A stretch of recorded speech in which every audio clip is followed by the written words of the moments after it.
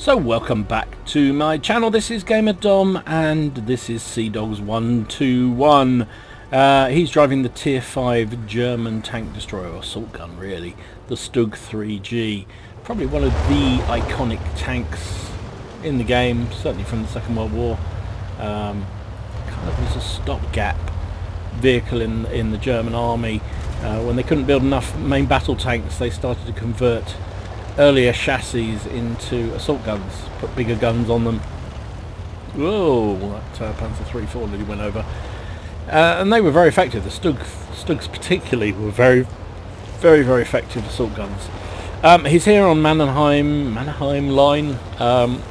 It is a tier 5 game, all tier 5s, which is a really nice setup.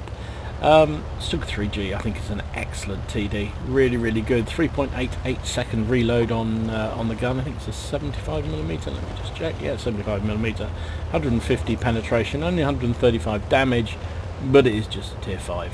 So he's come out to the north, fairly traditional kind of place, getting in the bush. He's got binos, he's got camo, he's got a camo net. Don't know what his crew's like, but I guess it's going to be reasonably good, and he's trying to get some spots into that gully where oftentimes you see light tanks pop up. Instead there's a light tank over there. Leopard, what's he thinking of doing? Is he coming our way, or is he just, don't know what he's doing. Odd place for him to be. He's pulling back, so he's got a solid bush between him and the target, but no joy there.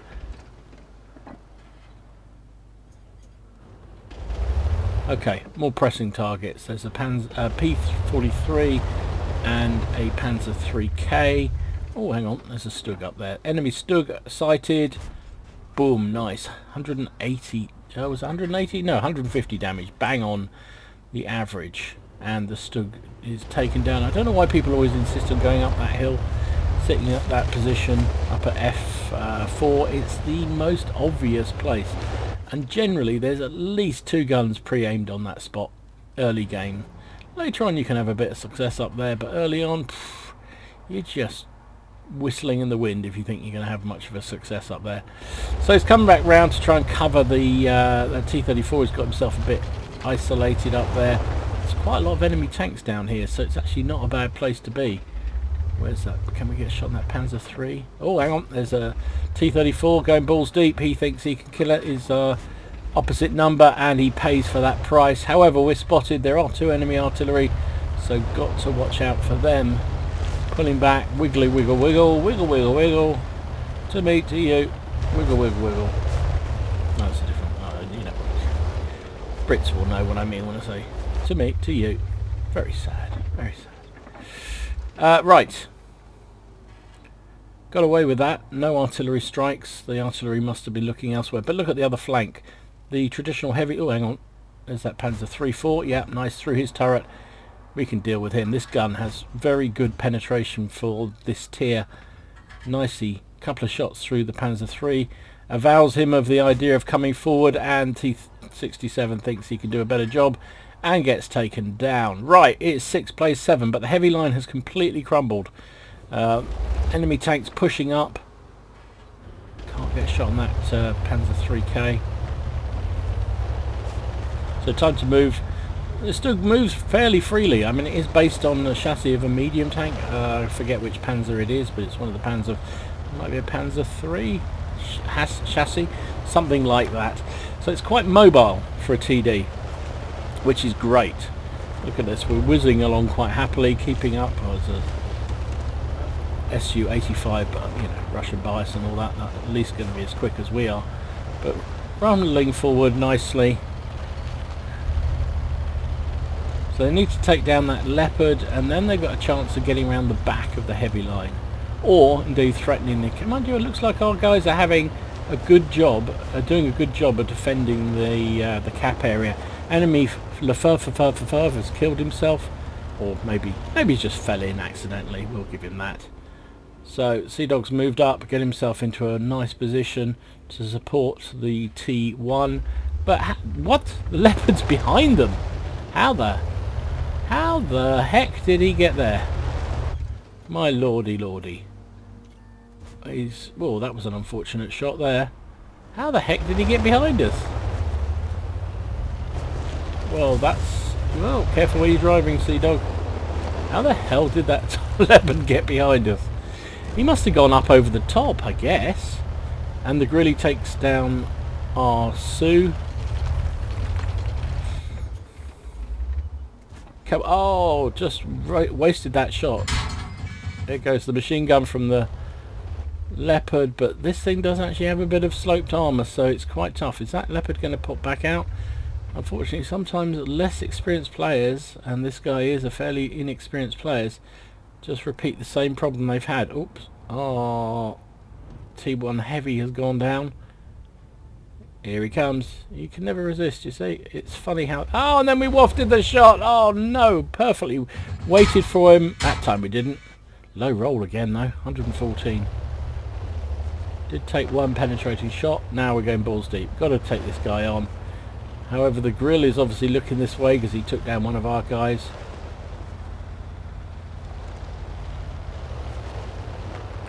Sea Dog is the only active member of his clan. There's only the TDs, only the artillery left. Leopard just is sitting there going, I could shoot you eventually, I'll get you eventually. Sure enough, the grilly takes a pot shot, knocks out the commander, takes out half of Sea Dog's health, but he survives. He survives. He's wiggle, wiggle, wiggle. Right, it is 3 plays 2. It's just like that. I love low tier games because they are fast and furious. Only 8 minutes into the game, and or 8 minutes left on the game, and we've we've done 1,000 damage, taken down 2 enemy tanks. Sea Dog's doing the right thing. He's coming out at a different angle. There's no point going down the same way. There's a Stug 4, which is the reward tank, being played by somebody who's quite experienced. So, and clearly the fact he's done the first set of rewards means he's not a complete beginner at this game. Stug 4 is not as good as the Stug 3, I don't think, but it's still, you know, the fact he's got it means he knows what he's doing. He's also got 2 kills already, so he's no slouch. So Sea Dogs has got to keep his eyes on a swivel here, particularly because that grilly knows his business as well, has also got 2 kills. So this is problematic. Will the Stug have pulled back? I suspect he will. Now he has got 2 artillery to support him. The friendly Lefebvre has got 4 kills, and that tank, that artillery, as we know, is a brute, rapid firing artillery, premium artillery, designed to make everybody's day. There's the enemy grilly. Right, hoping for his friends to hit the grilly. Got spotted there. Come on, friends, hit him. There we go. M41 got him in the end, which is great. Where has the Stug gone? Has the Stug pulled all the way back? Or, no, there he is. He's come down behind us. Okay, this is going to be tricky. Going to need some arty help. We can't take him down in one shot. He's doing the right thing. Get behind the rock there. Try and keep him spotted. Somebody's hit him for 200. Right, he's now killable. He's now killable. Where is he? Oh, he's there. Crikey.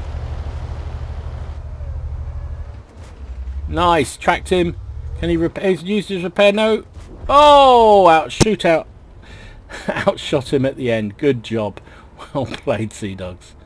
So a fast and furious low tier game there. Gave him a first class. He got bruiser, shell proof, fire for effect, and cool headed. Don't know about you. Whenever I watch tier 5 games of those sort of tanks, I think I must go and play mine. I don't think I've still got my Stug. But some of those low tier tanks are so much fun to play, and the Stug, I remember, was one of those.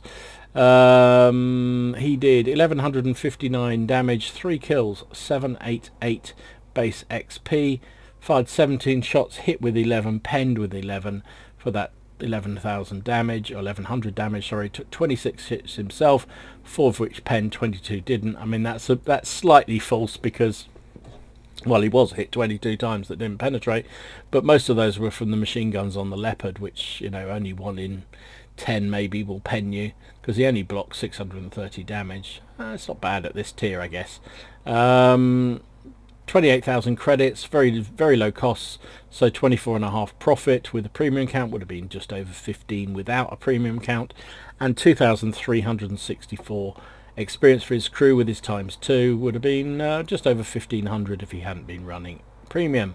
So there you go, that's the Stug 3G in action, having a bit of a blinder. Nice tank, well played. Hope you enjoyed it. If you did, please give it a like and subscribe to the channel if you haven't already done so. In the meantime, enjoy your games, have fun, try not to take it too seriously, and I'll see you again soon. This is Gamer Dom, signing out.